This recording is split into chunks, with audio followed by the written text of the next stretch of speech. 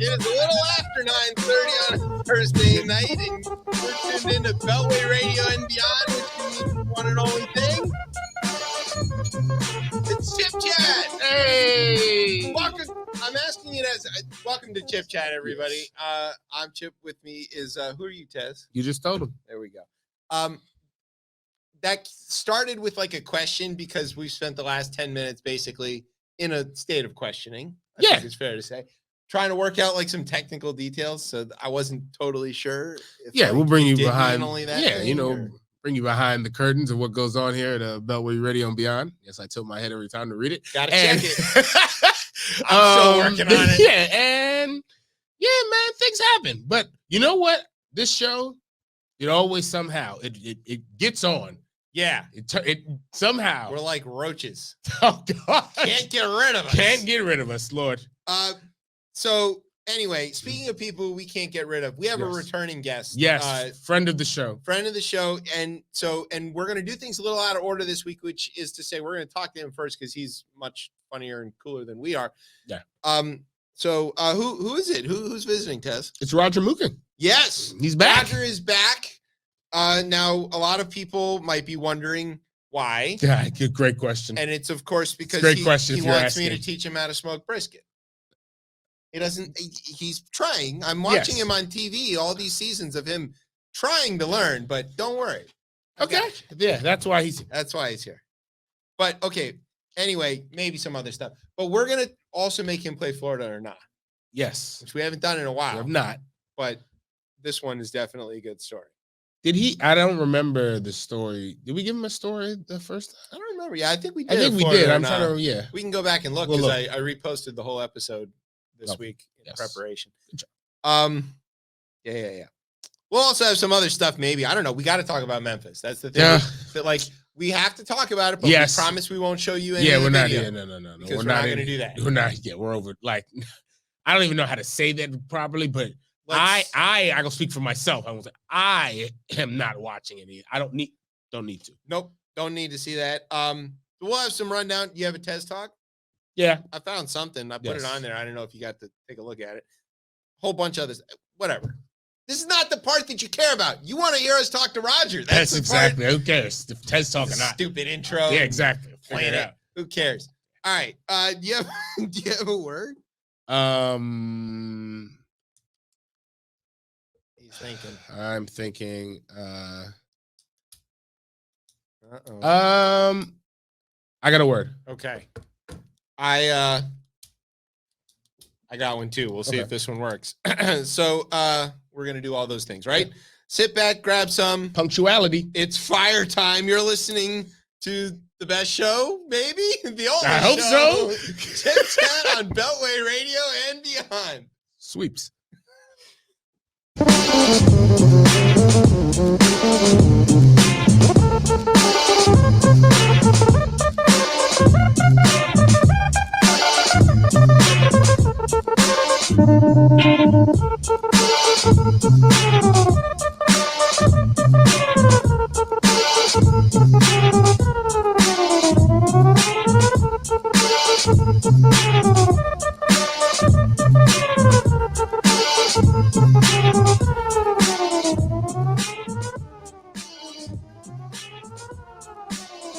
right, welcome back to Chip Chat.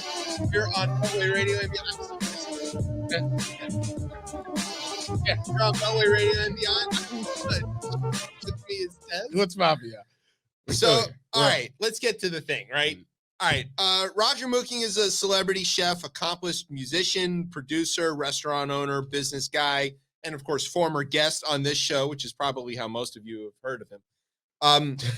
Yes, he recently teamed up with the entire city of Toronto and some other artists to create a giant citywide interactive art installation called The Burn. And Roger joins us now. Roger, welcome back to Chip Chat. What's up, man? What's going on? So, a lot of people know you from Man Fire Food and all of the other shows. Which shows that you are qualified to handle fire in many forms. I've seen you. You should see how happy he gets when he gets that torch. He's like, ah! Yeah, it's legit, bro. I'm like a pyromaniac, legit. So tell us about what the burn is and how people get to interact with it. We don't just get to watch you torch stuff. Yeah, so the burn is like this interactive, immersive, citywide art installation. It starts in like it's 2 phases. So it starts with these 3.5-foot gold vessels designed by this designer that we brought on board named Javid Jai. This incredible designer and fabrication team he's got. So we brought him in, and you see the burn vessel right here, this thing right here. He built. So what this is like a 3.5-foot gold structure. It has a cedar bowl and 88 cedar balls in it, and it's standing on a pedestal and it's lit up, and there's a gong inside of it. So what happened is you take one of these cedar balls. So instead of like writing an intention down, it's a COVID commemoration installation, right? So a lot of things happened during COVID, like under this collective sort of consciousness of the globe everyone at the globe at the same time was experiencing this really impactful thing. And it's a very unique moment for that to happen globally like that, right? So while that's happening, a lot of people have gone through a lot of grief, man, a lot of trauma as a result of during this COVID period in the last 3 years. And so we wanted to kind of honor and respect and commemorate those lives lost, but also just acknowledge so much grief and trauma happened over the last few years and really try and find a way to heal with it. So the idea is you take one of these balls, and instead of writing down an intention, you kind of meditate on your intention and you place it on these balls. You place it inside of the vessel. It's lit up by a UV light, so each ball is cleansed. But the idea that when it hits the bottom of the chute, it resonates a gong. And now, so the idea is that over the course of January 19th to March 11th, we have these vessels touring every week. They're changing locations all over the city of Toronto. There's about 24 locations right now because we want to make sure we can bring the vessels to the people where they are in their neighborhoods, and make sure we can also hit those neighborhoods that are most affected by the COVID pandemic, right? So we bring those to them and they can interact with those vessels. And over time, we collect tens of thousands of these cedar spheres.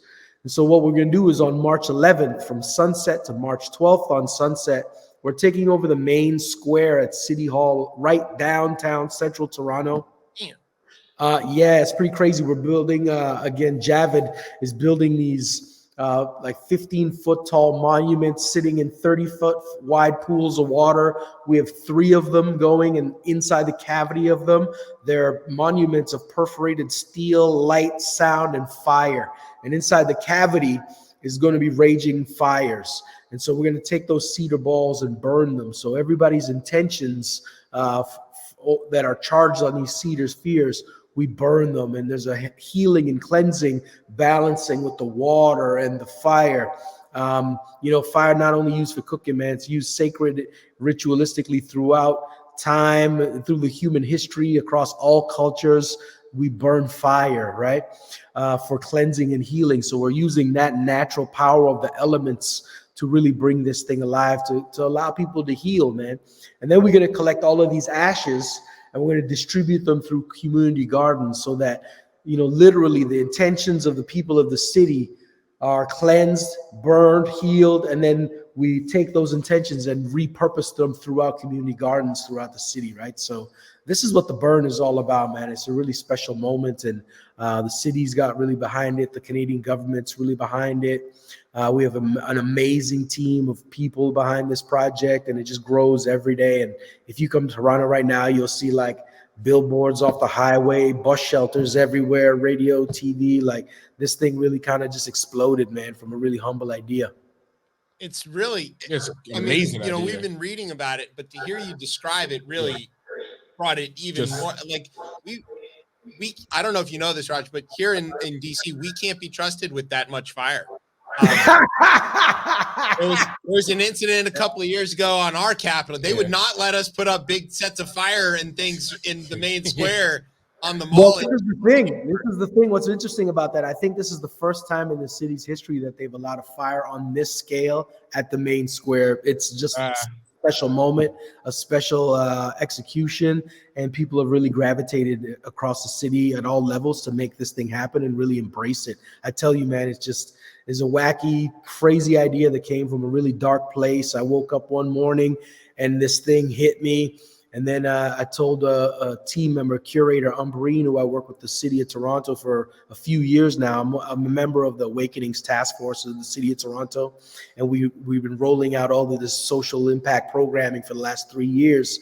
And so this is one layer to that as well, but it's kind of taken on a life of its own in a whole new way, man. It's just a magical thing. We just brought on great people, man.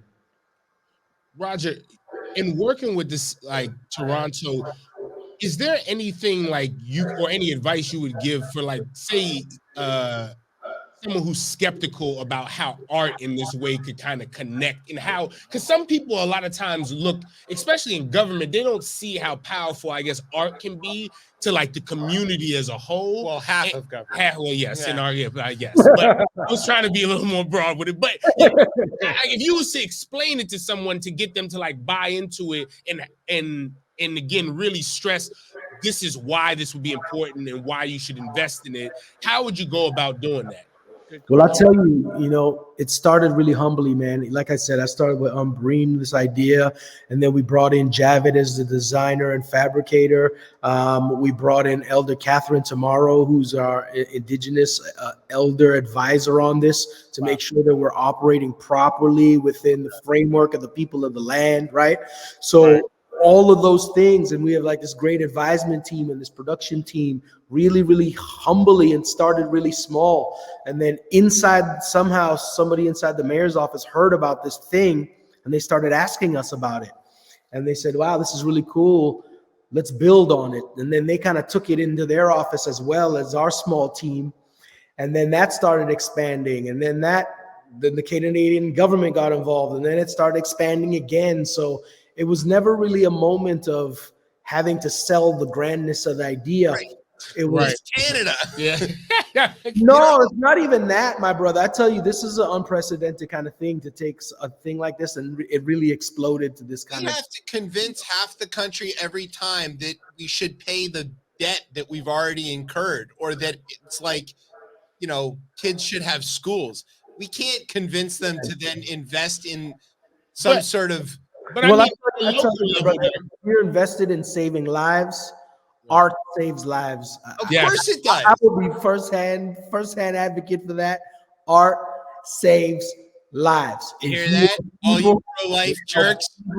So if you're actually looking for ways to help people, give them access to art. There has been a lot of studies recently where they just take people and they plug their brains to to neurological reading instruments, right? Yeah, and they have them just look at paintings, just looking at paintings. Yeah.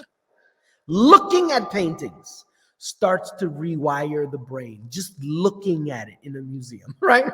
Yes. Art transforms and heals the person. This is like just facts. So if you're interested in healing and helping people, you have to be connected to arts. And if you're not, well, then you show your colors for what this really is. I think that's really there it is. That's the facts, and actually they're not. No, yeah. So that's what this is, right? So you just got to face that, and then you go where you find the support. If you find the places where there's support and try and build there, like it is what it is. But at a certain point, the art has to take on a life of its own, And I think a part of what the success of this project is out the gate. Like I said, this started a really dark place, and I realized, it's not about me, because I'm not the only one this time who feels like I'm in a dark place, because I've been there before. This time it was like everybody on the globe could tell a story about a dark place. So I was like, okay, this is not about me. This is about everybody.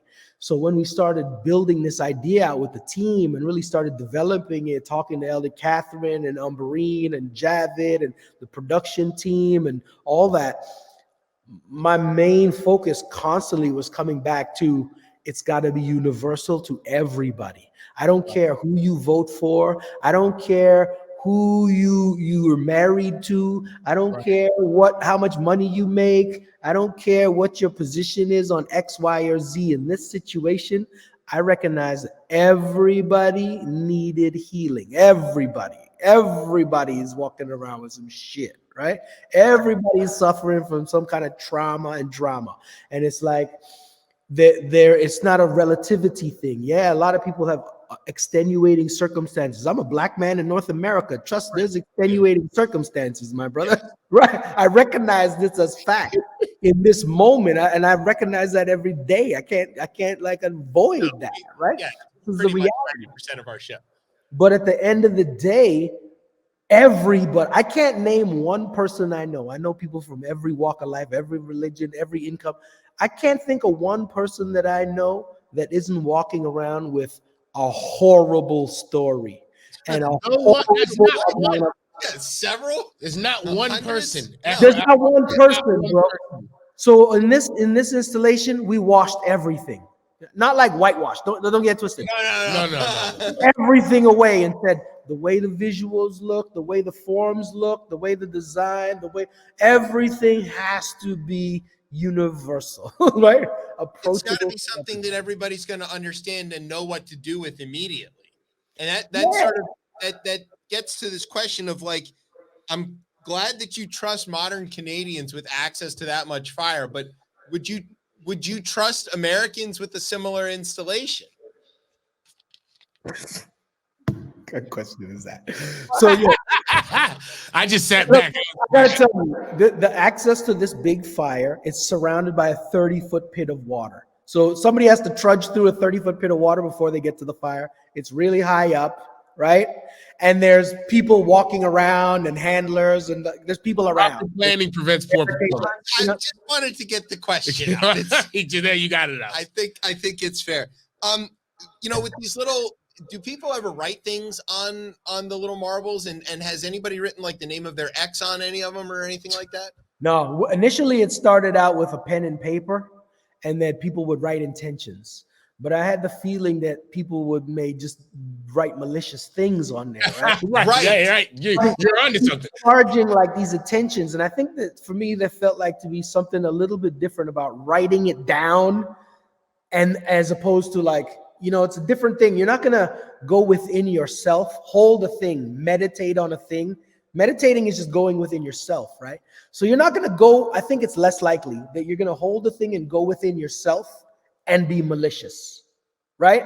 Because then you're being malicious towards yourself, right? Whereas if you're writing it down, you could be like, oh, la, la, la, la. It's like Twitter. La, la, la, la, la. You're not going to do that when you're doing it to yourself. So this is the intention of holding and charging the intention without physically dictating it. I like that. Roger, if it's like, let's say like 60 years from now, you out here, you need to tell people about like COVID and what happened, right? The collective experience. We have to tell that to people right now. I know that they just I get that point, but I'm just saying for when we're really removed from this, because at some point we will be removed when we're in our climate refugee camp, sitting around our carbon neutral fire. Roger, is your thing carbon neutral, by the way? Where is the keep interrupting me? Where is the keep interrupting, Sam? That's your thing. You got to ask about the carbon neutrality. That's important. Well, we take all of the ashes and we purpose them in community gardens, so there is a regeneration and recycling component. Yeah, right there you go. So, but again, like, how would you almost describe? And I guess not so much your like. Obviously, we have a personal experience through COVID, but more so like what you saw, like just from your point of view. Yeah. So here's what's interesting about that, right? Humans are really bad at not listening to or reading the knowledge that was passed down previously. Yes. My brother, the plague lasted longer. We have like a long history of large global history moments in history where we continue to do this. The Romans were the biggest thing, and then they died. The Greeks were the biggest thing there. The Egyptians, the Atlanteans. Dude, this is what humans do. We don't read our history and try and circumvent the problems of the past because we've seen it all before. So I'm going to tell you the same thing that they tried to tell you before. Barack Obama invented a whole playbook for a respiratory pandemic. Yeah, right. A whole chapters on it. They did that because there was a history. They knew it was inevitable, and they had a playbook for He it. blocked two. He blocked two other diseases from getting in here. Yeah. So do you understand? Like, if you want to be smart about it, the history is there to circumvent the thing as best as possible. But for whatever reason, certain things don't happen. The history books in Florida and Texas will certainly never reference this. Yeah. Yeah, no, it is what it is. So this is the thing, right? It's like, don't even bother to ask me what it's like in this moment. I could refer you to hundreds and hundreds of books that have gone through similar moments in human history. And they don't even gone through it. bother to I think what's important about just what this installation speaks to is that people are actually remembering what happened and not trying to just say nothing happened. Like, oh, like Yeah. but they're also like intentionally mischaracterizing what they saw happen. There's so many people. Like, I was talking about this today with somebody that, like, I think the total number of people dead from COVID is way higher than we know. Of course. And that there is a significant chunk of the population that doesn't even think that happened. Like, To let these are them the people same die. people. I'll tell you what's significant though, and I'll answer your question, right? What is this moment good? How am I going to remember this moment, right? So check this out. I was doing a burn vessel the first day I launched a burn vessel. I launched it at my restaurant. I did the burn vessel and then I walked away. A couple minutes later, one of my most beloved staff members, everybody calls her Mama, came up to me. She just finished it right after me. She came up to me bawling, my brother, bawling, right? I said, Mama, what's wrong? I get up. Mama, what's wrong? What's going on? What's going on? She said, Roger, thank you for this. I said, why do you say that, Mama? She said, look, nobody knows what's in our hearts. We walk around every day like everything is cool, but none of us are cool. We just walking around doing what we got to do to feed our family. But nobody knows what's in our hearts. This allows me to express what's in my heart. And so when I think about this moment of COVID, I could think of anybody from almost every circumstance. And yes, some people got hit way worse than others. Don't get that twisted either, right? But I can think of everybody in every circumstance who was affected in a similar way. And when they recap this moment in time, they'd be like, damn, that was hard, man. But I'm glad we had a moment like this where I could express what's in my heart and cleanse it and heal it and bring forward with love collectively, not only collectively, individually, because you meditate on it, but also collectively, we all are doing this in a moment in time, the same way we experienced it. We're collectively trying to heal in that same individuals acting collectively, whether you want to be or not. And we know as a species, we need that. Well, it's the only reason we're not like dead. Yeah. You know how many like uncooperative, non-collaborative people saber-toothed tigers ate? Right, exactly. The one who survived was out there to be like, yo, don't go down there at this time because he's gonna be bring there. the fire that saber-toothed tiger is coming. Like, we're gonna figure this out so we can stay alive. So this is what's important is we interact with the vessels, and those moments is very personal, right? And it's a very individual experience, but that's all happening collectively under the umbrella. And we're all together in the square with the burning at the same time, right? So it really is, I think it's a very special thing, man. It's a very special thing. A lot of great people rallied into this thing and contributed. This thing is like much grander than any creation that I could have thought of. It's a real amazing team of people who made this thing as beautiful as it is. You could go check it all out on my Instagram. I shout them out all the time. These people, they're amazing.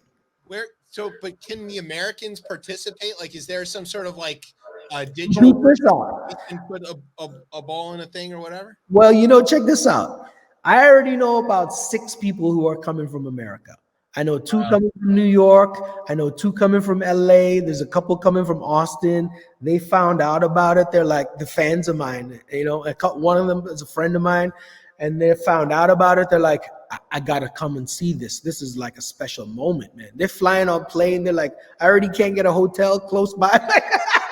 Wow. Look at this. Yeah, wow. Is there a live stream or something where we can watch the whole thing? We're trying to figure that out right now. I don't know if it's gonna happen or not, but that's a discussion right now we're having. We're trying Just to bring make your it, laptop. We'll broadcast it right here on Beltway Radio and beyond.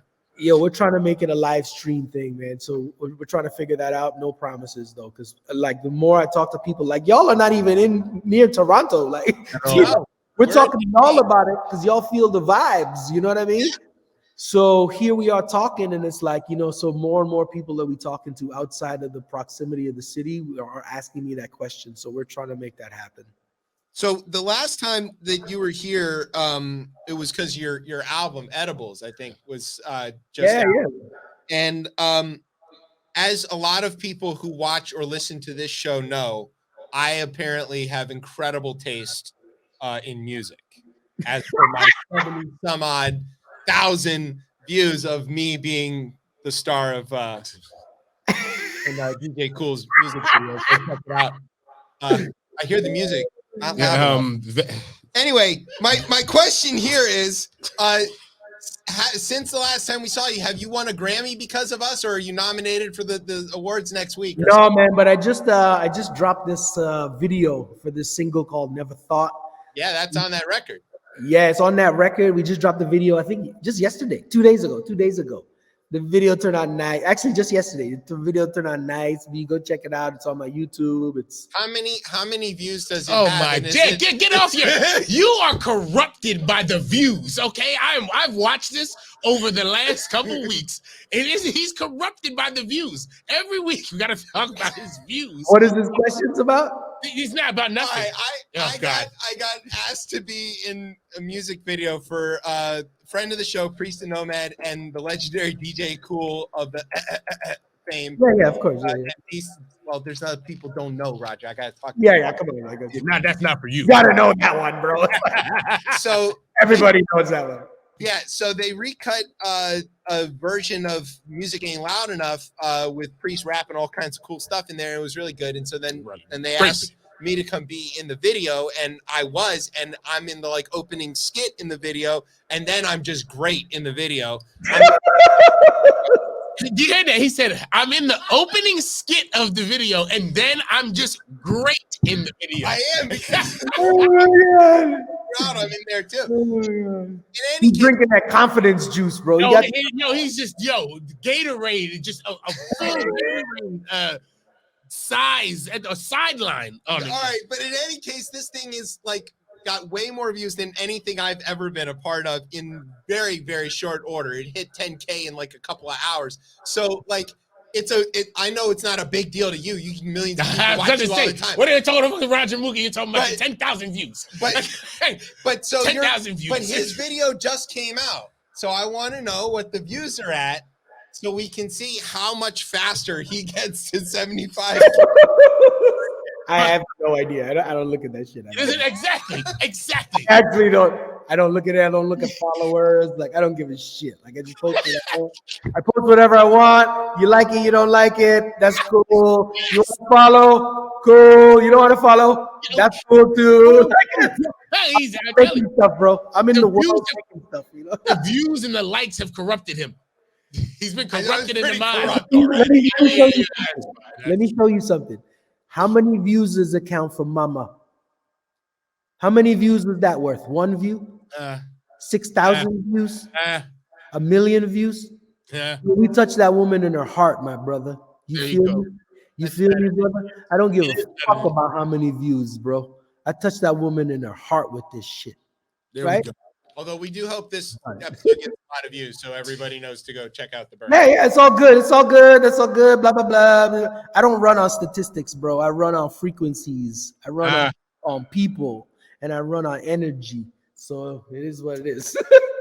I want to grow up to be him. That's a good job right there. All right. So we want to invite you to DC as we did the last time. No, I know. I gotta come and mess with the go-go, man. I told you I'm coming with the go-go.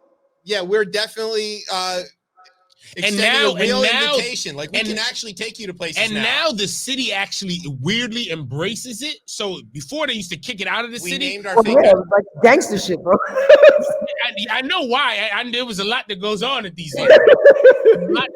But now they embrace it. You can actually go out and it's back. Yeah, That's they're the not. best. It's No, I not gotta go deep, bro. I gotta come back. Yo, DC they still call it Chocolate City? sort of like a mocha now. And that's bad, man. It's, Milk Chocolate City. It's Milk Chocolate milk City. there you Yeah. go. Next, Yeah, that's cool. Milk Chocolate City. Whatever it is. Yeah, Swiss Miss. There you go. Milo. So peep this. I'm in a building right now at this property, right? The name Yeah. of this building is called the Black House. That's where I'm at right now. I love it. That I sounds love like it. a good building. It was orange. And yeah, All right. get to the thing again. So what we're gonna do is we're gonna play Florida or not. Now this game works where we're gonna read you a news story with the location of the news, and you have to tell us whether this happened in Florida That's a great or laugh. not in Florida. That sound easy? Yes, I think it could be pretty easy. Okay. Yeah. Yeah. So everybody says that. Yeah, I wish I sometimes I saw the title. So A man is accused of Okay, biting. wait. How many questions is it gonna be? Just one? Yeah, I'm just gonna Just read you one one story. story. Oh, one story. Okay, Yeah. okay. Okay, a man is accused of biting the head off a woman's pet snake during a domestic dispute. According to police That's officers, Florida, bro. That's Florida. That's already I Florida. haven't even told the That's story. already Florida. he already Is went he in. 100%? He went in all in Final on answer? Florida. Final answer. It's Florida. He didn't hear anymore. Yeah. All right, but I'm gonna read it anyway.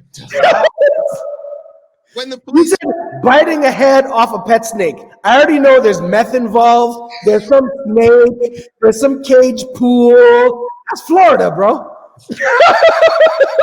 yes. So people know the meth and gators rule, but this was good. Able to deduce that there's a reptile. That's Yes. a good start. And then biting the head off. Good That's indicator. meth. It's meth. Meth. And That's in Miami-Dade too. So Yeah. okay. So finish the story. Finish the story for fun. Okay. When the police arrived, they could hear a fight between a man and a woman going on inside the apartment 108. They knocked on the door several times and made loud verbal commands to open the door. The fight continued as the door remained closed, and at one point, officers heard the woman scream, so they kicked in the door. When they forced their way in, they saw a woman about 2 feet from the door, and the person she was fighting with, identified as 32-year-old Kevin Mayorga, running behind a door to close it. One of the officers used his taser to no effect. There's your meth.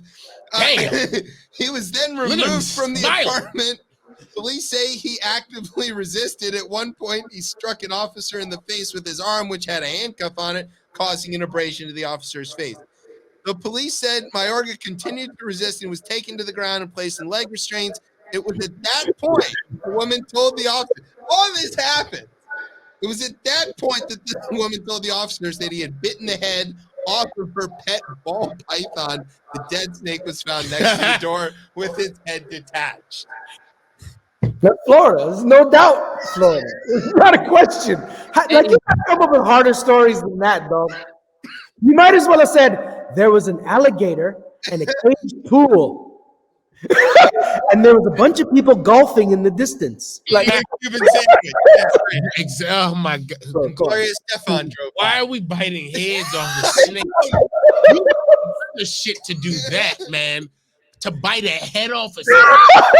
Is that a crime of passion? Well, it's a crime of resisting an officer with violence, false imprisonment, and animal cruelty. So it's on the list. Yo, I gotta give it to him. That's pretty a lot of kudos, bro. Because that snake probably tried to bite him while he's trying to. Hell yeah. So he had to out-mouth the snake, and snake's mouth can detach like this, right? Right. And now ball python's pretty small, but still, but still. Nah, I mean, a snake. You know, out here biting heads off of snakes. Like, fucking, that feels like some fucking. Okay, let's go, yo. Let's do this. That one was too easy. Do next week's Florida right now. Florida or not right now. You think this show is prepared that much? You think that type of preparation is happening here? Come on, make up another one. He could be like, okay, Florida or not. You have Raycon and you got Ghostface Killer riding in a Maybach.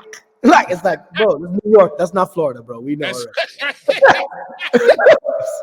Come on, bro. I don't.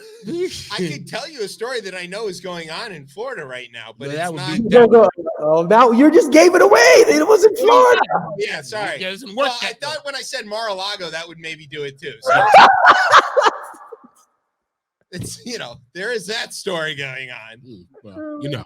And There's a Lindsey few of Graham them, right? has Chick-fil-A bags. yes, we have a lot. Yeah. So what happened?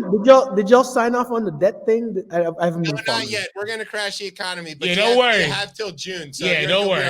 all right. It's gonna that's come down, long. crash and burn. Your toonies are gonna be worth fornies.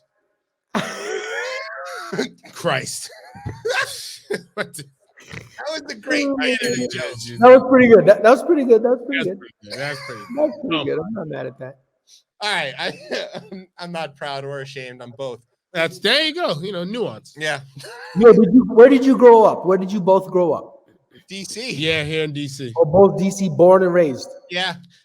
Oh, This wow. is- That's unusual, actually, for DC, isn't it? Yeah. We're the only natives left.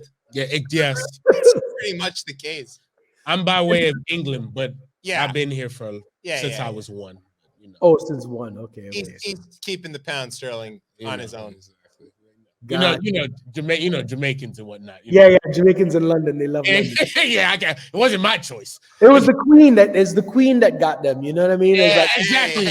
yeah, blah, blah, blah. About that, Roger. We don't talk about that anymore. White man's uncomfortable. Right, exactly.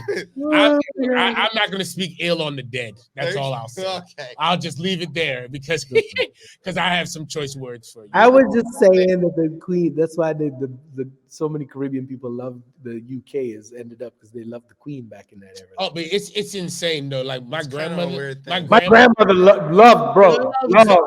Like, and they're born too on the same, like the same birthday. So it's too much. It's too much. Like, and I'm like, Nanny, this is I get you like her, and she's like the queen this and the queen that, and I'm like, she was ordained. She thought she was ordained. Exactly. I'm like, look, the only one I'm Why do you say this in English? How about that? Can we ask that question? That's great, the only thing. And the Irish are asking the same question. Right, yeah. A lot of people around the world ask, why do we speak this English? Why is everything in the airport in Dublin written in English? Yeah, that is a very good question. That's sick. It's pretty awful. Yeah, anyways, I'm gonna go down that road. All right. So anyway, think that aren't awful, or help bring the awful out of our systems and into the ashes of people's gardens.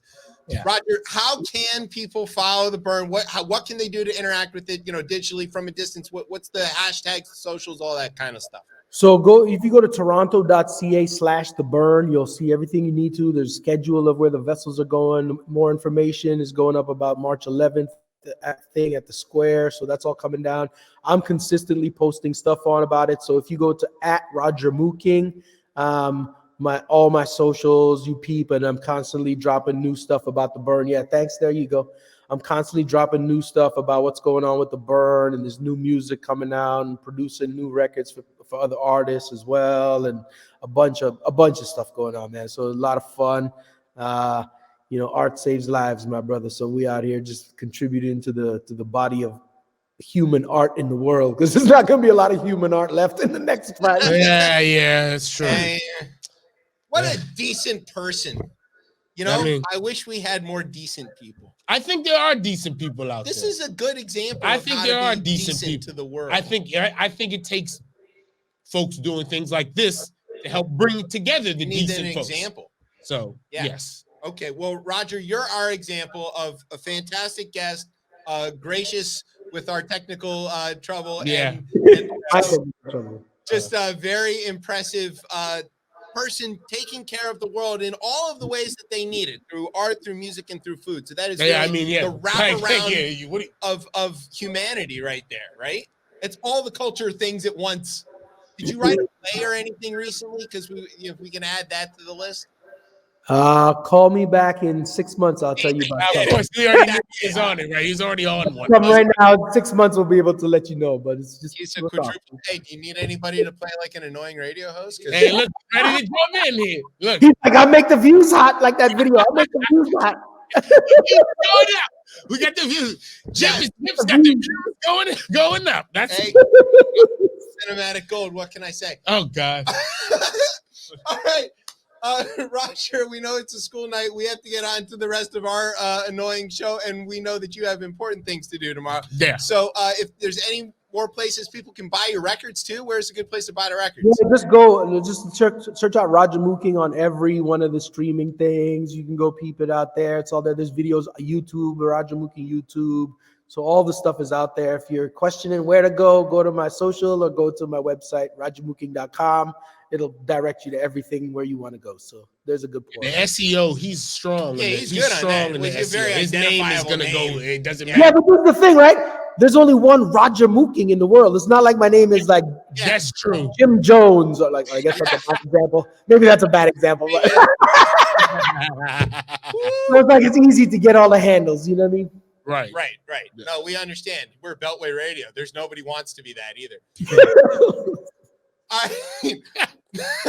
Roger, we're going to let you go. We're going to take a break and come back with the second half of the show. Some part of the show. You're listening to Chip Chat on Beltway Radio and beyond. Thank you, Roger. Sweeps. Respect. Thanks, man. Oh, what is it?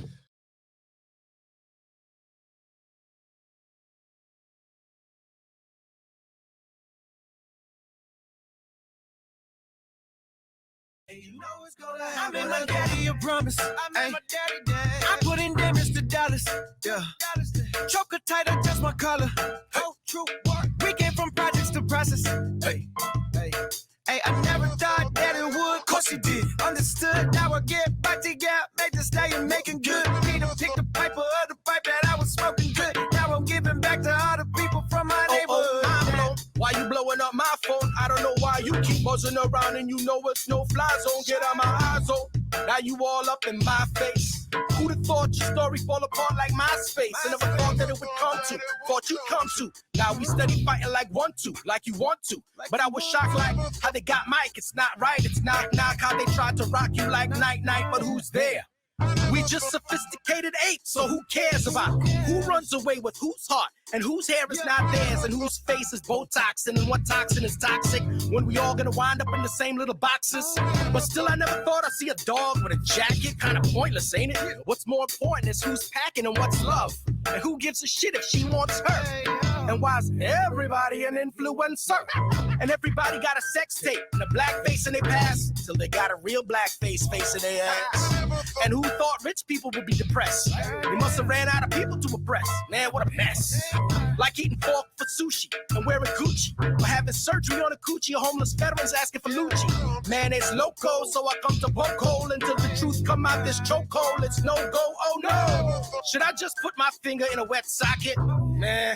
I got a whole record store in my pocket. True. I just be happy and laugh and put it on the gram and put it on my ear. Every time I make about 100 grand. Damn. I never thought that it would come to this. But of course it did. And you know it's gonna happen again.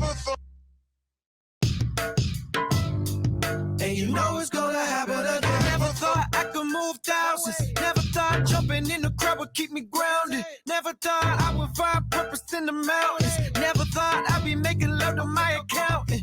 Hey, someone's looking out for me. Someone's gotta vouch for me. Hey, I'm a living legend in the making. I've been cooking cheddar. Brothers, faces on the sound. It's gonna happen again. I never thought that it would come to this. Never thought. Come to this. And you know it's gonna happen again. I never thought that it would come to this. In the league anymore. Oh, I never thought. And you know it's gonna happen again. welcome back Your to Chip house Chat. stinks. Oh, but what have you been doing to cover it? Welcome back to That Chip would be. Chat. Did it say? Hold on. Did it say your house stinks? That's a very fitting to come back to. Yeah. Rashawn, welcome to Chip Chat. Your house stinks. Well, you're on Beltway Radio and beyond. Exactly. That's the beyond. All right. I'm Chip. Who are you? I don't even know We've where already we done are in that. the show Yeah, anymore. exactly. It feels like the beginning, but it's closer to the end. That's weird. It's weird. All right. So speaking of weird, we did promise that we would talk about this, and Yeah. I don't know that there's a way we can avoid it. And there's, there was another story that is also terrible that I just was reading today about in California, where police shot Double amputee. a guy in a wheelchair because they were I saw afraid that he was flash. going to throw a knife at them. I saw that flash across my screen. I said, I don't have the capacity to. They could walk up stairs and he can't get them. Like they would be that safe. I hope Greg Abbott has something to say about it. But anyway, what happened in Memphis was that a young guy who liked to skateboard and take pictures of things and worked at FedEx and was a dad and, cool dude. Right. To play Everything basketball. Yeah. He got beat up by the cops and died. Yeah. And the cops filmed it all because, of course, everybody has the body cameras now. But there were lots of cameras. They beat him. Well, now it's no. We don't got to even couch it. No, they charged him. They murdered this kid. Well, they did murder this kid. Yeah. And they did also get charged. So there are several stories here. There's a lot of stories here. When they pulled Tyre Nichols over, it was for no reason. It was for a suspected reckless driving. That's the most subjective charge there is in traffic, because what is reckless? Except where there's like speed involved, but that's not the case. Yeah, which you should be able to track speed and right. You have radar. They're like in Virginia, if you're over 80, it's an automatic reckless charge, right? Even if you weren't weaving around or whatever. Okay. At one point after they pulled him out of the car, he ran away. Yeah. So he was gone. They could have just, oh shit, he got away. Well, we've got his car and his license and we know where to go find him. So we'll just impound the car and find him. But I'll keep going. I'll hold that point there because I want to go back to that point in a second. So, they made him, he wasn't a threat, but they chased him. They cuffed him and then they beat him after he was cuffed. Right. Which is one of the telltale things that you see even in movies of corrupt bad cops of hitting somebody while they're already cuffed. Yeah. While they were beating him, they knew that their body cameras were rolling and that there were other cameras all around them because they knew where to go get the footage. And you have to assume basically everything you do is on camera at this point because there's just cameras everywhere. Everything is recording. And while they were beating him, they had this sort of weird chant that they were doing. I don't know if anybody else noticed that, but they are chanting, "Show me your hands, stop resisting, get on the ground."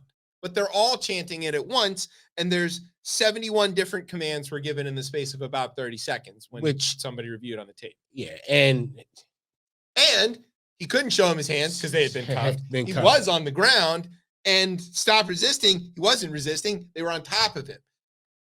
The cops weren't saying those things because they were happening. They were saying those things because that's what they're taught to say while they're in commission of otherwise illegal activity. Right. It's a mantra. To build their case. Yeah, exactly. They had a conference afterwards where they worked on making sure they got their story straight. And you can see some of them knew to cover their cameras and others didn't. So we saw from their camera that they were doing that. When the city officials saw the footage, these cops were immediately fired and charged. And all the cops charged with murder in this group are black. And they're part of what they call an elite squad called Scorpion. An elite squad. Yeah. There's so many places that we could start with this. He ran away, so he was not a threat. Let's just start there with that one. I think what's easy to observe now from the initial concept of policing, right? And people are gonna hate when I start talking about slavery. No. We know what it is. You see what my book is today over there. Yeah. Sitting over there. The whole concept of once someone is running away, that's when you go get them. There seems that, again, and this is, I'm just tying together where this comes from. Even if the resist or the runaway wasn't in play, there probably is not going to be like, we're going to deal with you nicely on here. But once that happens, there is now inside of every cop's mind, we're going to enact some street justice on you. Once you have caused me to go do some work, I am going to make sure you feel, and this is like, this is it. I hear the people I know who happen to, be in these groups of categories of people at law enforcement. I have heard them have these conversations amongst themselves in public conversation. And the thing is, if any of them are listening, they're kind of smiling and they got like, because they know what it is. And it's like, you see them doing it like at the top of the escalator at the metro. It's just like chatting about, I had to rough that guy up because he looked at me funny. Because again, who we hire for these positions are folks who have this warrior mentality. Or if they don't, that gets ingrained in them when they get to the academy. Let's talk about that piece as well, too, with the police. When you're a police officer, they're going to tell you, you're not white and you're not black. You're blue. You are blue. Yeah. Right? This is not the good kind of blue that votes for, abortion rights. Yeah, so even there's that piece. I don't know. It's a young woman who's the police chief, right? Isn't it? Yeah. Yes. She's a single mom too. Yeah. That's critical because the Tucker people use that somehow as evidence of why this happened in Memphis. Did you see that? I don't want to give them any. I don't corrupt my brain with this. All right, just forget that. I did hear. Right. I did hear that she said that this has nothing to do with race. I heard that. Are you mad, woman? I mean, I'm sorry. I don't know. I haven't seen this, and I probably need to look into it. But I've heard this from I think a very valid source that she spoke out and said because it's all no. This is all about race, right? Let's just take right. There is one plausible way that it's not. Okay, let's see that. That this is some personal dispute between because these elite squads, heavy air quotes on elite, right, often turn out to be fronts for criminal enterprises. It's remarkable how many of them end up going down for running drugs. This kid doesn't necessarily seem like but maybe they were doing something and he saw something and he's a loose end.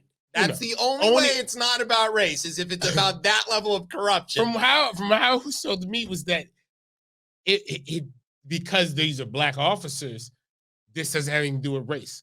No. It's again, just take what he got stopped, right? He got stopped for traffic stop, right?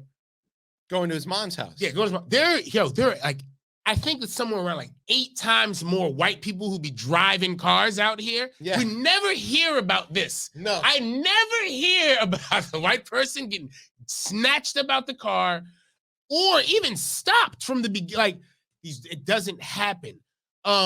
And just because the cops were black doesn't mean that they aren't also raised in a white supremacist society that criminalizes black men for existing. And again, think about this too. Even as what black cops understand, as white cops understand, is you can do this to black people. Yes. That's what they both understand. Right. They all understand that you can't do this to white people. Right. All right, you want to talk about another way how this is about race? Those arrests happen within 20 days. Yeah. In 20 days, real fast. Where the hell is the police union? I never thought I would even say that, but where is the police union? Yeah. I thought the police union, when things like this happen, are the first people to come out. They're sending the highest paid lawyers. That's right. Where the hell is this police union? Where's Bill Bratton and all these New York former New York commissioners out there talking about, well, we ought to wait and see what, the things and get the investigation and take a year and a half in internal affairs.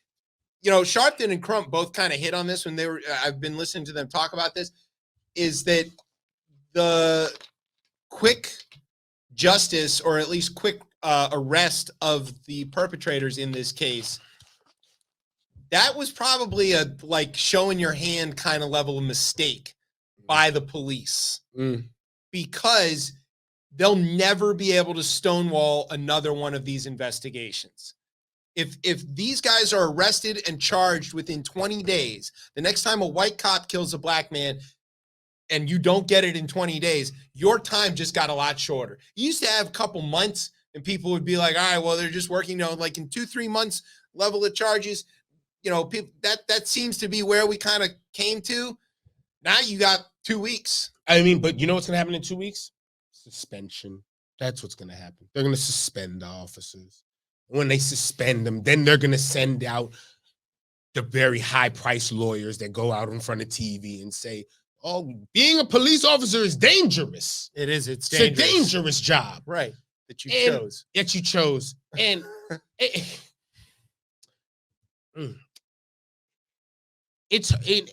I'm trying to find, like, I guess the specific words around this situation. And I guess what the global situation is around this is that this has continued to happen. It unfortunately is going to continue to happen. This is going to get washed away by something else. Yep. I hate to be that, like, it's going to get washed away. But it's already got washed away. Right. They shot a guy in a wheelchair. Exactly.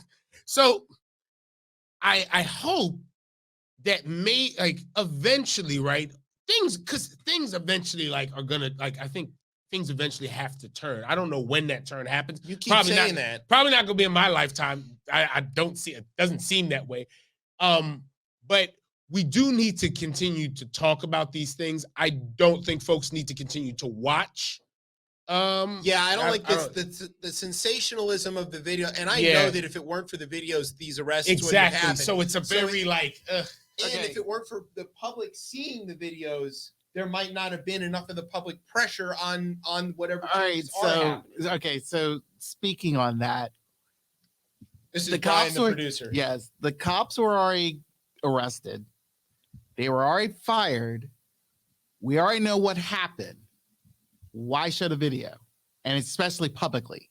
I think there's because a transparency. There's probably a significant number of people who will say, I don't believe your narrative. And even if you don't show it, someone's going to submit the FOIA request and it's going to come out. Right. And no matter what.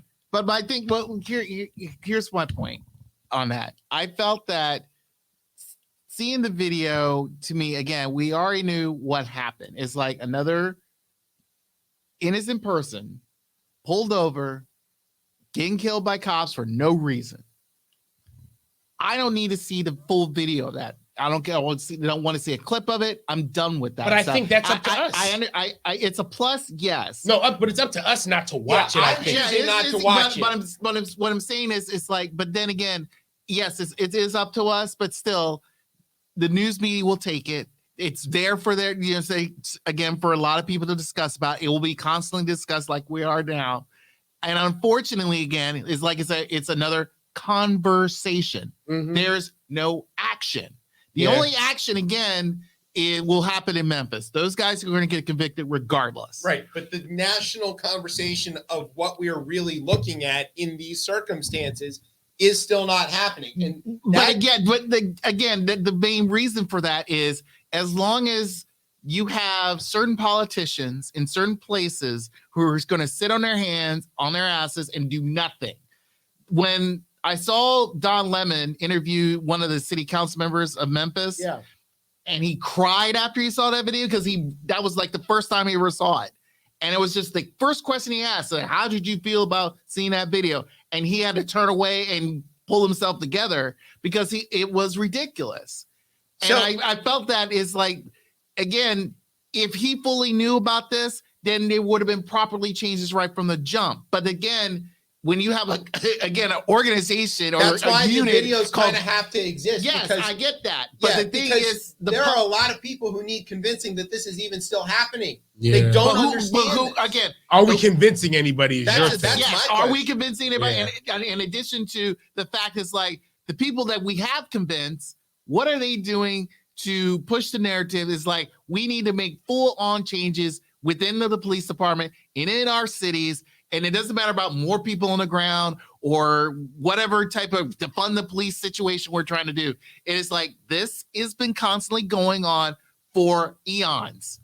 Yeah, but I'm exaggerating with that term. No, you might. Yeah, you're not. I think, especially with the George Floyd thing, because it was so graphic.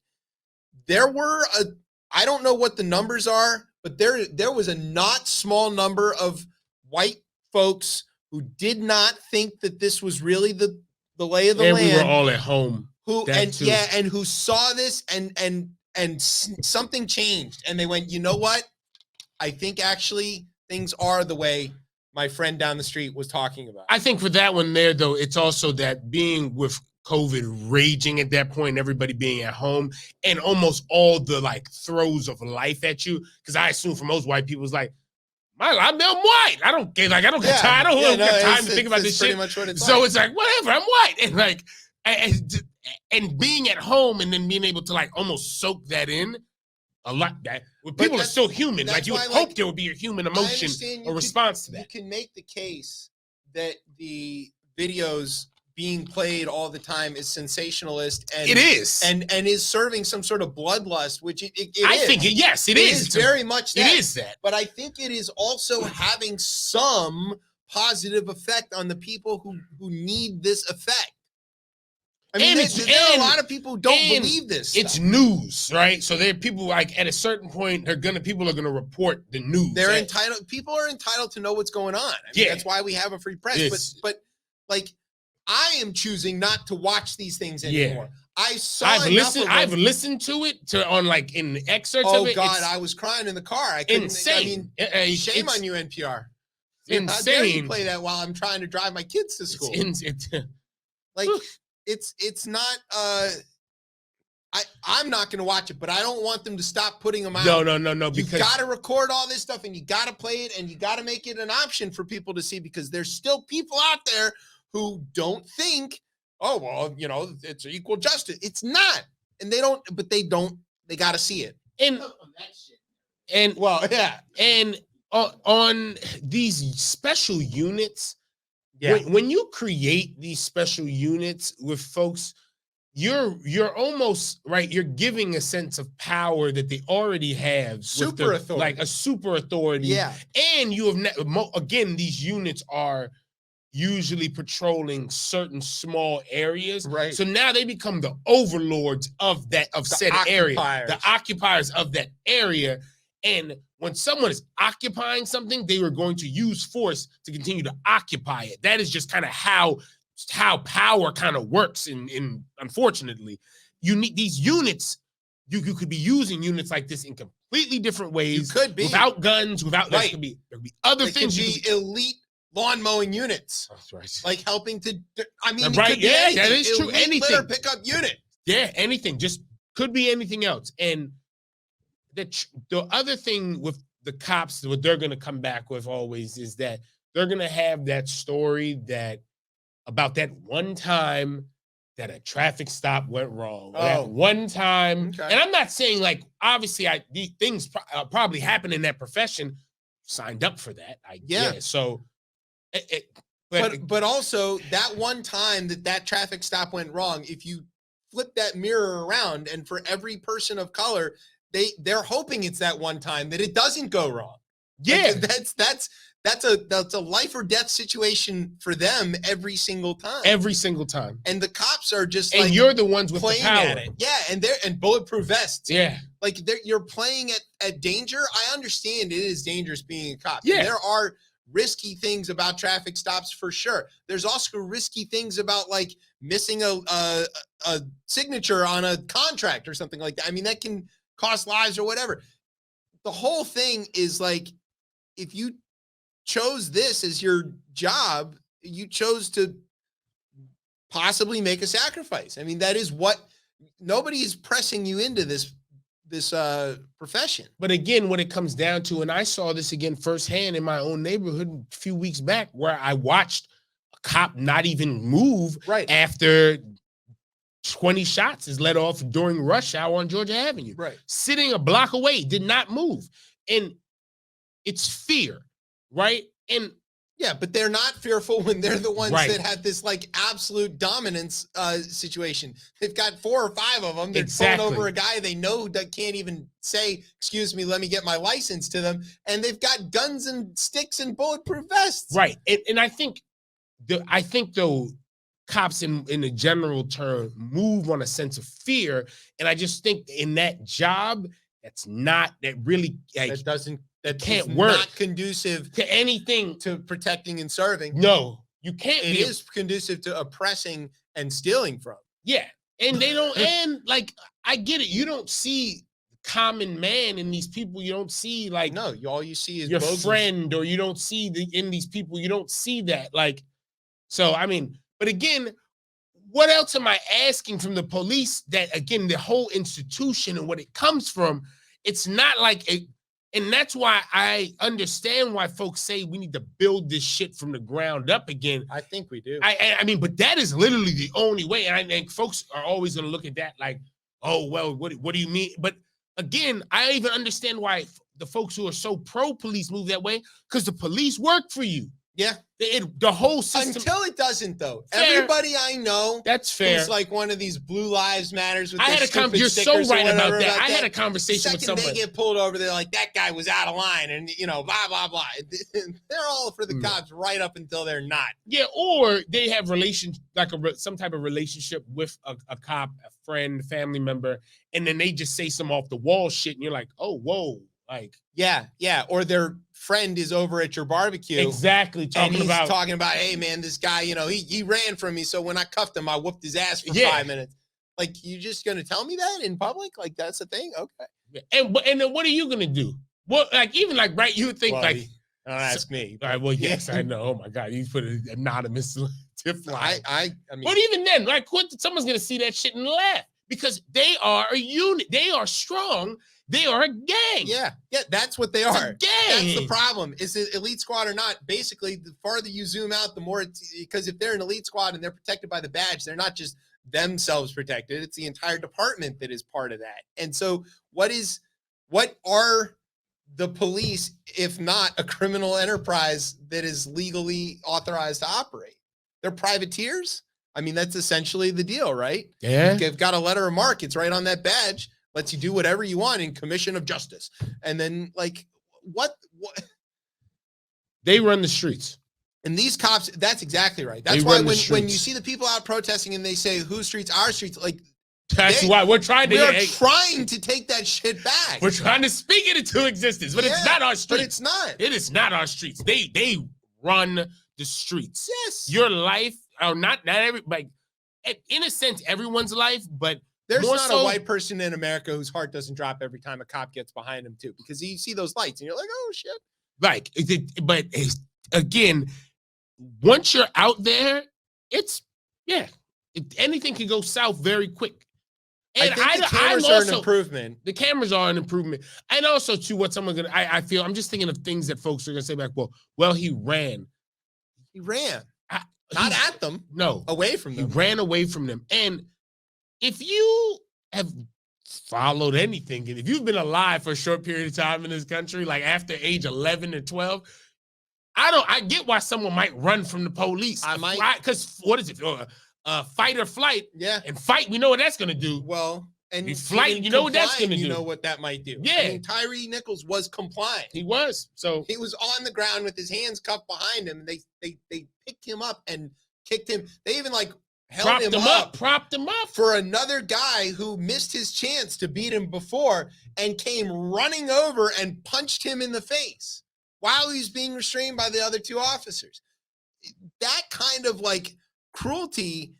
First of all, I don't know why anybody ever feels like, oh, this is my chance. I can't wait to run up and punch somebody. I mean, but that's what you might have signed up to do that. Yeah, you might have been that kid who got his ass whooped in high school, and now you want to go get a badge and whoop somebody else's ass. Also, too, I think what's unique about this is that it's a beating versus a shooting. Right. Because the shooting, and I'm not justifying it, but the shooting, what they're always going to say is split-second decision, right? I had to make it. Yep. It's a choice to go beat somebody like that. And to beat somebody to death, it requires sustained intention.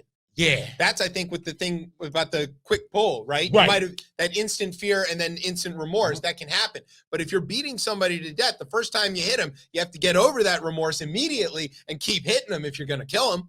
And that's what they did. These guys kept making the decision. Every strike, every blow, every time they injured him, they made that conscious decision. It wasn't like they already pushed the thing down the hill and they couldn't stop it. They kept choosing it. Picked him up, propped him up, punched him. The way you set up a punching bag.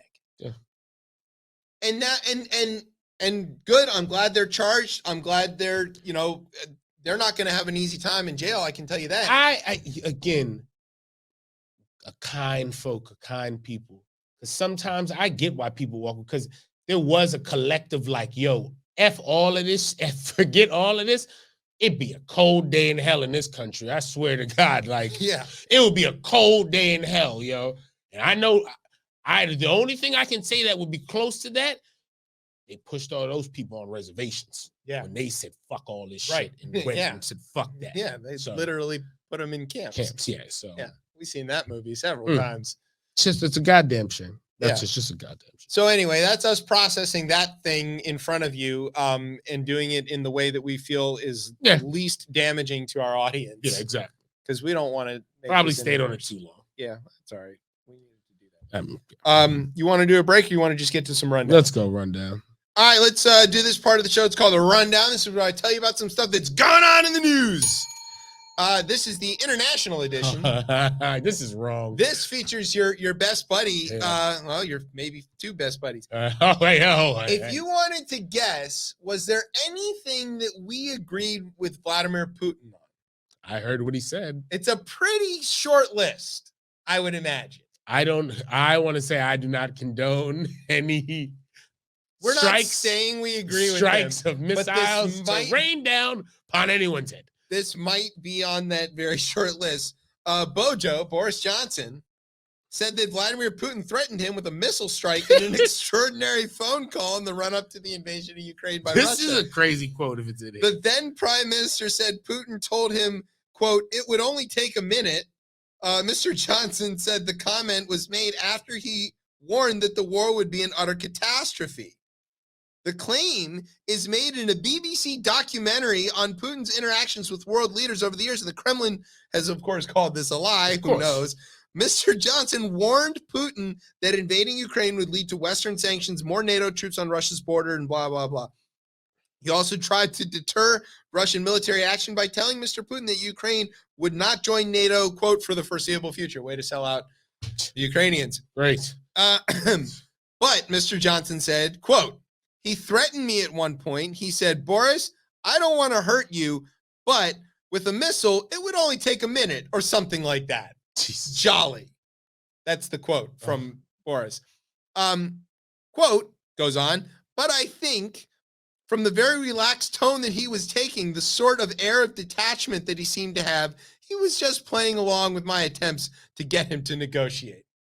Oh, okay. That's the world leaders and presidents negotiating with missile strikes upon personal missile strikes. Personal missile strikes. Now, and this would be funny if this guy didn't already almost kill people in said country that this man is from. But as you could guess with anything involving Boris Johnson, quote, God. This is from the BBC story, no reference of the exchange appeared in accounts released to the media of the call by Downing Street, so there's not in the readout.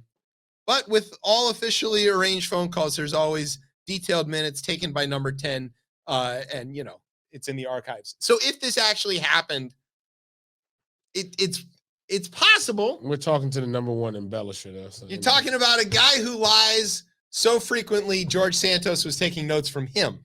Oh, God. And, so Boris could have made it up. But it's also very possible that Vladimir threatened him with the missile. I mean, again, both things could be true. This guy has killed people inside other countries. And you know what? With an umbrella. He's just, I don't want any beef. No. We're not trying to start anything with the Russians. They do listen to the show, though. But no one is, obviously, because again, that happened inside said country. Right. And yesteryear, that's a war. Yesteryear, that is a war. Yeah. A full-on war. But nuclear arms change all that. Yeah, right. Brought peace to the planet. Relatively because it's just speaking. One person's we dead. can go this far. One person is dead. Two people. Okay. Yeah. Can't have 10 million in one city gone. Speaking of giant cities full of people, Brazil, Dateline. Remember when they had their version of our coup? It was on January 9th because they're in the southern hemisphere, so it's the 6 is flipped upside down. As it turns out, there's all kinds of video from the military police just sort of standing around, not stopping the riot that destroyed the government. I mean, you want to know why? Because they they're think all they- in on it. that's They're it. all The supportive. election of it. is stolen. Yeah, they were all Bolsonaro people. So like they were all in. I was like, yeah, it's fine. Just no, I'm sorry. The building you mean to throw the bricks through is It's over that there. one. Yeah. The playbook has been set. Yeah. You lose and you're on the right, you riot. You lose and you're on the left, you go on MSNBC. That's just how it works. We love you, Claire McCaskill. Right. All right. This is the last one in the international edition, and it requires the accent. Yes, you do this well. All right, so let's see. Dateline, Melbourne. Right. Australian authorities on Tuesday sent out more personnel, and specialized detection equipment to search for a tiny radioactive capsule missing somewhere in the outback. Small territory to go searching. Including a team of the country's nuclear safety agency. The capsule is believed to have fallen from a road train, a truck with multiple trailers that made an 870-mile journey. It's over a space of 870 No, this story miles. is insane. How big is this little capsule? It's very small. Like the size of a pea. Pea. It's something it's like the size of a pea. but it's inside of something there. But yes, the actual capsule was like the size of a pea. Right, so they're going looking for it, and it's quite dangerous and yes, radioactive. if you find this, if you walk upon this and you touch it, it's like getting 10 X-rays in one day. Yeah, that amount of radiation.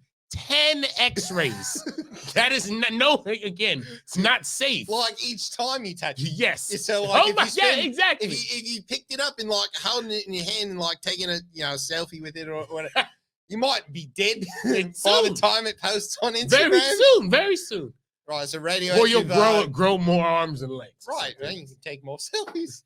Hey. As a radioactive kangaroo. Buy more phones. It's better. You know what? More arms might be better for capitalism. Yeah. Right, you need more phones and more watches. Be like Rudy Giuliani. Wear like 5 watches if you've got 2 extra arms. It still doesn't math out. Right. All right, so this is terrible. It's bad. However, bit of an update. What's the update there, Tez? They found this shit. Holy shit. Look at it. They found this capsule. How? They sent out a lot of folks to go and look for this. Like they sent out, and there was like a machine, I think, as well too, that went ahead and like found this, like a radio detective or radioactive, like what do they call those things? Geiger counter. Yeah, that's what it's called. It's a Geiger counter. So like they must have set up like an array of them, right? Because they can pick up stuff from quite some distance, and they give you some triangulation, and then you can maybe zoom in on 870 miles though. That's a lot of road. That's a lot, and it's in the outback. In the middle of the outback in like Western Australia, it's quite dry, inhospitable. Something could have easily picked that shit up and been gone with it, or like a lizard. Exactly. Imagine a lizard. One of those giant spiders. What a grand did and spun it up into a web. But my thing is, I was worried about because this is the whole plot. Think about the Teenage Mutant Ninja Turtles. Right. They was in the radioactive goo. Boom. And it doesn't take much of this. It's right. So some tiny little thing. And some wombat would have ate it. And you might have thought like, well, we're in Australia, so this might just be normally big. And then all right. Yeah. Next thing you know, kangaroos are the size of skyscrapers, and you're like, what happened? Again, it's hard to know. It is. I mean, Australia is like the wildlife in Australia is essentially all of your worst nightmares. Everything stuck on one giant island with spiders. I mean, I like spiders, but not everybody's. Not everybody is fan of the spider. Right. Okay. Well, they found the capsule, so everything's good, and I can drop the accent again. Maybe I hope someone's fired for what? My accent? No. For the capsule. For the capsule. Yeah, yes. I would imagine they've been sacked. Good job. Right. That's funny. All right. We can skip the test talk. All right, we skip that one. Yeah. All right, back to domestic edition. Hello. Yeah, there we go. Welcome back. Back. Now we've come to the part of the show that's called Rundown Domestic Edition. Doesn't work. News. The grand jury is going to investigate Trump's role in the hush money payments to Stormy Daniels. This is still going on. This is back in It's the back. news, That's baby. very interesting that this is back. So there's all kinds of interesting stuff here. Now, we know that Trump told Michael Cohen and signed the check to pay Stormy Daniels $130,000 not to talk about sleeping with him. Don't worry, she already didn't want to remember that. But, like, it didn't work because Cohen eventually went to jail and then talked to the prosecutors. So everybody knows that he did this. He's dead to right? Yeah. Why are we just getting a grand jury to hear charges on this now? He was even in Cohen's indictments listed as unindicted co-conspirator number 1. So like he was person 1 the whole time. So why are we just getting it now? Have they failed to do this in the prior? Like it's not able to? Apparently. Well, I mean, also too, while he was president, would there be any point of doing this? Well, so yes, because it wasn't a federal charge, so the DOJ rules wouldn't necessarily apply. Because it's under what is it in the campaign finance they're hitting them with? Yeah. Okay. And wire fraud and some other things. I would assume. But what's kind of weird about this is that no, that's not why. They didn't bring this up earlier because they thought all of the other cases against him were so much bigger that they would have already wrapped that up by now and, didn't need to do it. Right. So now that they see that those things are also taking forever, they're like, let's just throw ours in the mix anyway. I mean, the guy's going to go to jail for like the rest of his given life, but that might be like, a month. And look at him. Look, I don't know. His diet of what he eats seems to keeps the hate strong and somehow his heart going. Besides the Diet Coke, it's pretty similar to mine. I mean, I eat a lot of fast food. I'm fine. But okay, that's part of the funny story. But there's this other part of the funny story, which is that he and Stormy kind of got into it on the social medias. On Truth Social. Yeah, and he got smoked. Partly because of this. This is Trump's statement that he posted on his fake Twitter called Truth Social. And in it, he spells counsel incorrectly. So, but in all caps. Oh, of course. Here's the part that matters. I placed full reliance on the judgment, all capitals, and advice of, all capitals, counsel, COUNCIL. Counsel. Which is counsel like city council. Council member. Counsel like lawyer is SEL because they counsel you on this. And this is not the short, punchy hamburgers, covfefe kind of typo. This was composed and released with that kind of an error in it. His avatar is so scary. Okay, can I ask, was he taught by the same teacher that taught the Virginia? Yes, fighting Joe Morrissey with his afterwards. Afterwards, it's still so good. That is so good. But you know what it doesn't compete with? Street balls. Street balls. All right. Speaking of somebody with street balls, George Santos. Now look, every week it gets better. There was the tape of his karaoke. I seen someone put a video. It was like, George Santos, who's gonna win drag? And like he turns that he answered to. Yeah. He didn't want to answer any other reporters' questions. We found out that his boyfriend, or his ex-boyfriend, that noticed that when they were together, he was still married to a woman who happened to be the roommate of that boyfriend. What type of love triangle shit is that? I mean, to each his own, but that's messy. The list gets longer and longer. Yeah. It's very entertaining, if not terrifying. I know, right? He's one of the interesting representative of Congress. Right. One of the interesting things is this Mother Jones report that started digging into his campaign finance stuff, which is all, searchable in public record. Right. A lot of the people who his records claim to have donated to him for his campaign are what? Don't tell me dead. Maybe worse than that. Not real people. Yeah, they don't exist. There's lots and lots of them. Here's a few choice excerpts from this incredibly great names? story. I hope they're good names. No, not all of them. You'll find out. A search of various databases reveals no one in the United States named Victoria or Jonathan Rigor. Moreover, there's nobody by any name living at 45 New Mexico Street in Jackson, New Jersey, which is what was listed on the form. That address doesn't exist. There is a New Mexico Street in Jackson, but the numbers end in the 20s, according to Google Maps and the residents of the street. She's a straight fraud. Like, Yeah. I mean, there are many frauds out So here. the people are fake, but the money's real. Well, but he So it came from someplace. came from him. He didn't have it. But when I say from him, like whatever Who gave it to him? Exactly. That's the thing that's really the question here. His 2020 campaign finance reports also listed donor named Stephen Berger. It said he was a retiree who lived on Brant Road in Brawley, California, but a spokesperson for William Brandt, the prominent rancher and Republican donor, told the newspaper that Brandt has lived at that address for the last 20 years, and neither he nor his wife have made any donations to George Santos. He doesn't know who Stephen Berger is, nor has Stephen Berger ever lived there. During Santos's first run for Congress, only 45 people maxed out his campaign during the primary and general elections. In 9 instances, Mother Jones found no way to contact the donor because no person by that name now lives at the address listed on the reports. None had ever contributed to a candidate before sending Santos the maximum amount allowed, nor had any of these donors contributed since. And they were all listed as retired. He's gonna serve out his term in jail. Here's I think my favorite one. 2 other donors who contributed $1,500 and $2,000 respectively were listed in Santos's FEC filings as retirees residing at an address that does not exist. One was named Rafael da Silva, who happens to be a pretty famous soccer player from Brazil. Oh wow! It was just like, yeah, Michael Jordan gave me $2,500 too.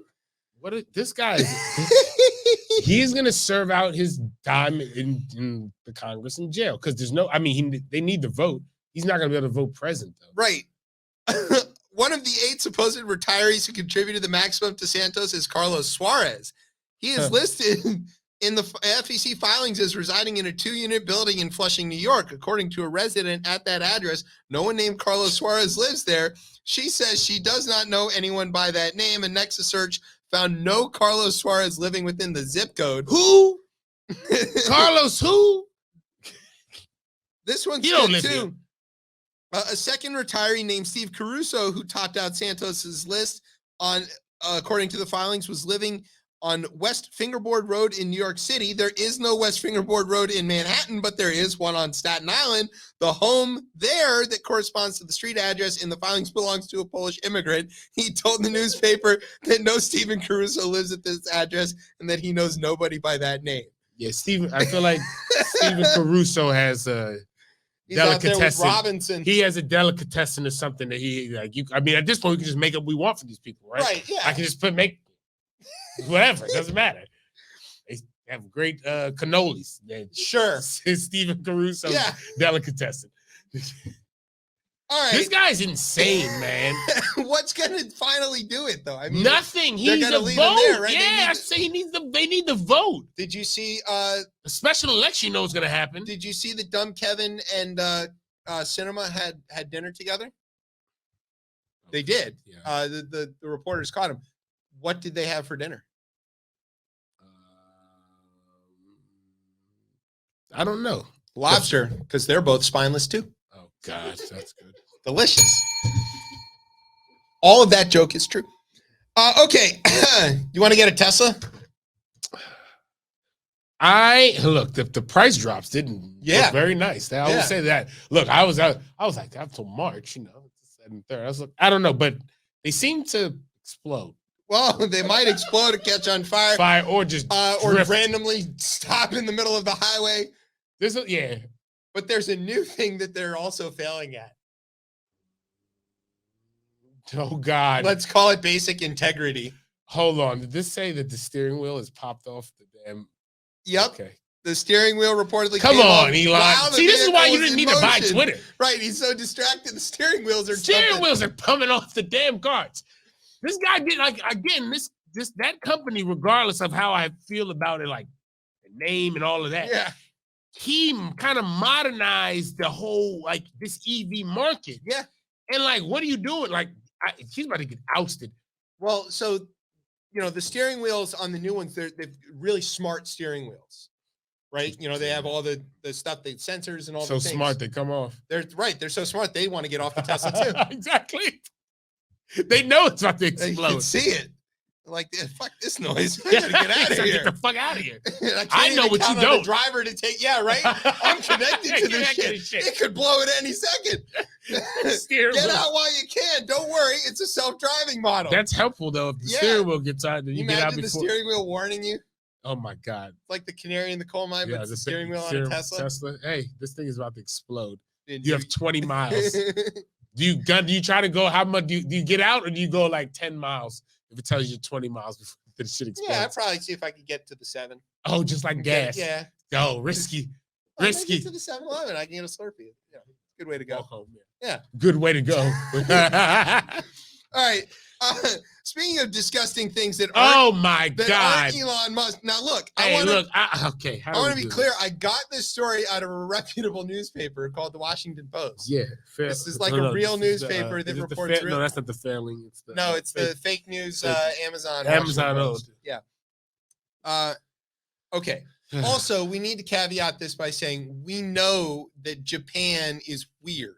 We've talked about this a lot on the show. They're weird. Yeah, and that's okay. And we're okay with it. I do find this one disgusting. But this, we might have really gone.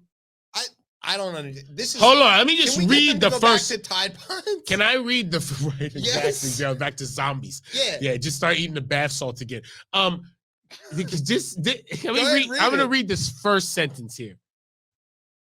They lick communal soy sauce bottles and spit on other people's sushi rolls. Yes. For viral, like again, the likes, corrupted by the likes. This is what I'm going to become. Look at it, y'all. Is this what I'm going to become? Why are they doing this? So, oh my. This is where you're going to go. What you're looking at, if you're looking at it, if you're on the radio, is random young people in Japan basically licking communal stuff or spitting on food that is along a conveyor belt and will be delivered to somebody else. And they're doing it to do what exactly? To get views. But who wants to watch this? Like, who sees one of these videos and clicks the like button and wants to see more? No, there's a whole community out here who's they like this. There can't be enough of them to be viral like that. Yes, there has to be. Someone has to keep watching this. So, like, there's foot porn and Japanese kids spitting on stuff? There's a joke, and someone's probably going to take my idea now. But I, for a while, have told my friends that I want to do, like food taste. Like, I'm just going to go eat food places. And if the food was nasty, I would just spit it out at the camera. And I swear to God, I said those times I spit it out at the camera would be insane. People would be waiting. And now there would always have to be that. And that's disgusting. That is very disgusting. Please don't put that on this network. I will not. I want to. Brian has thoughts because Brian likes weird things from Japan. Yes, I do. What are they doing? That is surprisingly enough, they are on a manhunt over there to find those kids. Oh, really? Wow. They are not serious. They are so serious about it. Japan is like notoriously clean. Right? Yes. And that you talk about, especially when it comes to their food. You're going to take the economy. Yeah. And so literally they are on a manhunt to get those kids. How hard can it be? They're right there. On a video with their faces. Well, it's a video, but mind you, roughly it was like a few days ago when that got posted. So yeah, they're on a manhunt. Are you telling me that the Japanese authorities can't tell Japanese people apart? No, I'm not saying that. I'm not saying that. What I'm saying is they will find them. It is a manhunt. So pretty much is once they get them, they're in deep shit. Yeah, but I know that also the penal system in Japan is like notoriously forgiving. And It's the number one trending term on Twitter last week. Why? Conveyor belt sushi. Because people are stupid. They want this. The people like this stuff, man. And now the sad part is like once it gets infected over here, you're gonna see some stupid kids doing the exact same thing. And it's like during COVID. Hey, just between me and you, yeah, I'm gonna slap the shit out of somebody who fucking licks in chat. I am gonna slap the shit out of somebody doing this. I'm gonna slap the shit out of you, okay? That's a good viral video. Hey, yo, I'm gonna and God, this guy randomly slapped this kid. Whack. Yo, because what has happened? I don't know. What has happened? If they're not jumping turnstiles or spitting in the food, why are the children doing this? Why is this happening? You're closer to the children in age than I am. I have no They're clue. They're jumping over metro stalls and all that stuff. Why? It's a gateway. I mean, they can afford it, can't they? They can't afford that. Okay, look. It's literally a again. Gateway. Let them go and jump over the ones who cannot. Would you rather them spitting in your food or ride metro without paying? I'd rather they get some common sense. That's what I want. Well, that wasn't one of the choices. I don't care what you're asking for a lot, because man. it's either one. It doesn't matter if it's one or the other because they're both stupid. Yes. Home training. But look, we need to just put the folks who fail at jumping over on the internet for likes. What so can they you go not viral solve with likes? Look at what all you go brought to viral, and then we humanity. take the ad money and then fund that into Metro. And on the Metro site, while I've paid to go in there, I will watch it and run up more ads. Yeah, you know, it could be a pay-per-view service. I don't know. With First of all, here's content. the thing too. How can they not afford to give? First, again, you need to give everybody free Metro cards and get them in the habit of paying again, and just like of tapping the actual thing. But is this Metro app not connected to Metro's funding? Because the ad comes up and I can't even see the train. Right. I can miss trains all the time because the ad is over it. I just use the one on the website now. But like, what is going on? Where's that money going? That Metro can't do anything efficiently? Where's that money going? I don't know. There's not enough of it. They used it to, I don't know, do all this stuff with the tracks because those were killing people. Yeah. I'd send those shiny broken trains. I know the shiny. That is so bad because it does never fail. The shiny broken straight trains. straight between Rhode Island and New York Avenue. Oh look, it's the broken trains. All right, you hear the music, which means you come to the end of the show. We want to thank you, Roger. Yes, thank you, Roger. Real, like, DC very much on the table. I don't care what else we do. We're taking him to stands. We got to take him to stands. Yeah. That's critical. But you know, I'll break my dry whatever month I'm on by then if Roger comes. We're gonna do that. We'll do like the David Tell show with him. This is our first. Remember that? Oh, God. The After Midnight or whatever. That shit was crazy. Let's see. Also, we want to send a huge congratulations. Like I did this a little bit last week. Now we can say it to our own Simone Sky. She is leaving Gateway Radio and beyond. Hey. Not by our choice, but because she's been called up to the show. She's going to Radio 1, the big time, there we go. dial. So you'll be able to listen to her. And also, she got promoted from Wednesday, which is an okay day, to Thursday, which is the best day. So she's going to be on Thursday drive time. Drive time, 4:30 to 5:30 on Radio 1. So go check her out wherever you are all over the world. If you're in Baltimore, you can 10 a.m. Okay, we want to say thank you to all of our radio partners, Stitcher, whatever VLC is. That's accounted for a lot of our listens. That's a little iffy. Is that something I'm supposed to know what that is? No, but it's just funny. It's VLC. Yeah, thanks to them, whoever they are. WVUR Boston, all those guys. Thanks to NOTN for keeping us on for another week, maybe. We don't know. Twice. Thanks to our new digital meatball, Isaac. He's making us famous on the talk pit. Okay. Yeah, it's actually working out pretty good. Thanks to our more views. Home on the interwebs, coplaymedia.com.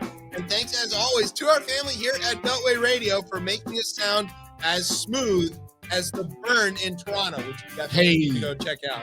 All right, where can everybody get you on the socials? You can pop back up briefly. I log on through the website because it's better. You can find me on Twitter at DC Cortez, usually posting things about books. You can find me on on Instagram, Catch Recording. One day I would just dump a bunch of photos on there in my quest to put pictures back into his lives. And that's it. Like your kid, all of a sudden, random stuff, and then he's gone for months. Great, yes, great album. All right, and you can find me and the show on the Twitter at ChipChatRR. You can find us on Facebook or Instagram at RipChipChat. And you can, of course, find us every Thursday night at 9:30-ish here on Beltway Radio and Beyond. I'm Chip. That says that's Brian. You've been listening to Chip Chat on Beltway Radio and Beyond. Street Balls.